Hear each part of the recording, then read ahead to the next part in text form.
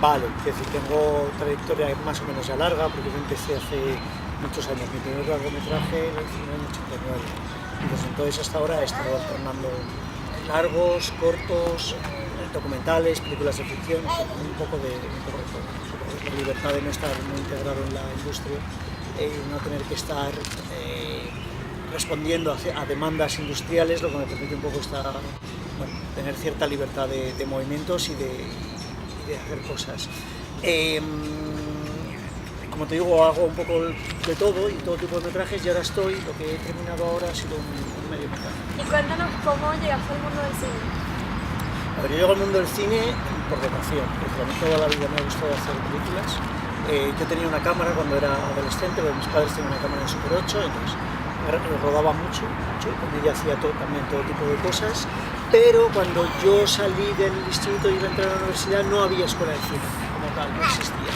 Y por otro lado a mí me ha gustado siempre mucho todo lo que es la teoría de la imagen, la historia del arte, la historia, y entré en la universidad en historia del arte, pero cuando terminé, por un lado me planteé fundar una productora que se llama La Bañera Roja, con la que he hecho todas mis películas desde entonces.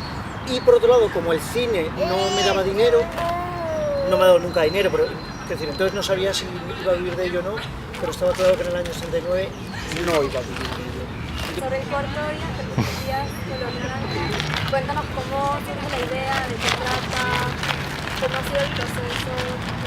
La historia es el viaje en Interrail de una serie de chicos jóvenes, de 5 o 6 personas, entre los cuales se parte de un chico español que está volviendo a España en tren, no porque quiera, sino porque estaba volando desde Extremo Oriente hasta España, pero coincide con una explosión de un volcán que hubo hace 5 años en Islandia que colapsó el tráfico aéreo europeo. Entonces el volcán, la ceniza colapsa en los aviones en Europa, él en Grecia tiene que bajar, no puede seguir el camino, y entonces decide hacer el resto del viaje en tren. Entonces ahí conoce a un grupo de 4 chicos que están haciendo Interrail, que es un viaje en tren que se puede hacer por toda Europa, y entre ellos una chica que es sueca, de la que tiene una relación, una pequeña historia, y lo que le sucede durante el viaje.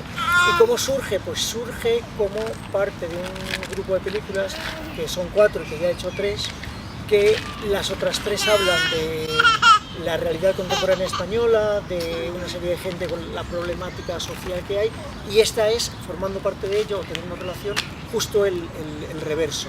Lo que son los lugares, la mayor parte efectivamente es un viaje que hay, el viaje del chico de Atenas a Roma, que luego hay en Roma coge el avión, y es un viaje que yo hice en parte hace 2 años. No entero, porque yo no fui a Atenas, pero sí estuve en Croacia, en parte de Italia, en Trieste, en una isla 3, en el Adriático, muy bonita. Entonces, los lugares, mi propio viaje ya me indicó cuáles eran los lugares de rodaje. Y los personajes salen un poco de la historia, es decir, estaba este chico, estaba la chica de la que se enamora, y luego pues, los compañeros de la chica. Y luego, las localizaciones son todas reales, pero hay algunas cosas, algunos interiores que hemos rodado en Madrid, por temas de logística y de organización, porque en Madrid tenemos los medios para poder juntar a 30 personas en una fiesta, en una reunión. Claro, en el viaje no podemos, no tengo la infraestructura para desarrollar eso. ¿Y cómo se hizo para reunir a todos estos estudiantes internacionales para el rodaje del corto aquí en Madrid? Bueno, eso es parte de la tarea de organización, que no es que sea difícil, pero hay que organizarse bien. Yo necesitaba, como se supone que era una fiesta en un job hostel en Zagreb, con mucha gente extranjera y muchos chicos jóvenes sobre todo, pues tenía que localizarnos en Madrid. Y entonces lo que hice fue pues varias vías, es decir, lo que pueden ser las vías más normales, poner avisos en Facebook en páginas extranjeras en Madrid, poner anuncios en otros lugares que también, donde se reúnen los extranjeros, entrevistarlos luego uno a uno, hablar con ellos, contarles el proyecto, qué quería, qué no quería. El rodaje depende de los días, hay días más sencillos y días más complicados, somos 2, 3 o 4 personas. En el viaje vamos a ser 2, que es el técnico, que es el que se encarga de la luz y del sonido también, porque la cámara lo hago yo normalmente, siempre lo hago yo. Y luego depende, el otro día que había muchos extras, había una persona que nos ayudaba, muchas veces también viene uno de sonido, que el otro día no pudo estar por un problema que tuvo de salud. pero vamos, normalmente somos entre 2 y 4 y ese técnico sí está conmigo a la cosa. Háblanos sobre tu inspiración. ¿Tienes algo en específico que todo gira en torno a eso o tienes distintas inspiraciones? Cada proyecto tiene su inspiración. Es decir, que he hecho bastantes cosas, no sé cuántos largos he hecho, pero 10 o 11 y corto más.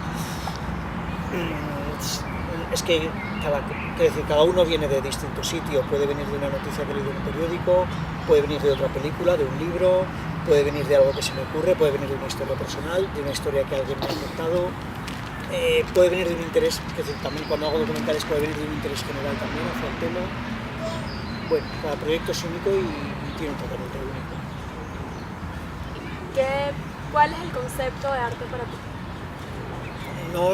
Yo no teorizo mucho sobre arte, es decir, el concepto, o sea, eso es muy contrario tanto en arte como en la vida en general, a decir esto es esto, porque luego enseguida viene algo que te lo niega al mismo tiempo. Entonces, no tengo un concepto de arte, pero en todo caso yo creo que es haz lo que te apetezca, lo que el cuerpo te pide. Es decir, no sé si es el concepto de arte, pero sí es lo que creo que un creador debe hacer.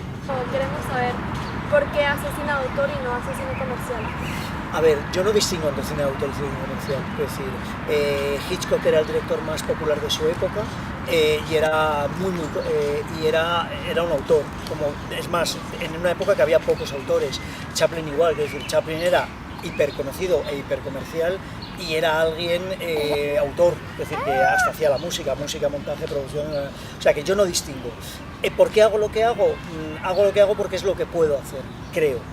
Es decir, yo me planteo mis películas, nunca nadie me ha venido a pedir producirme algo, sí que al principio yo pedí producción a gente o pedí financiación a gente, nunca lo conseguí y en un momento dado me di cuenta que tampoco merecía la pena el esfuerzo.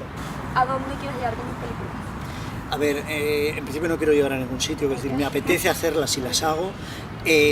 Si tienen un espectador, bien, si tienen 1 millón también bien, quiero decir, no es un punto de partida.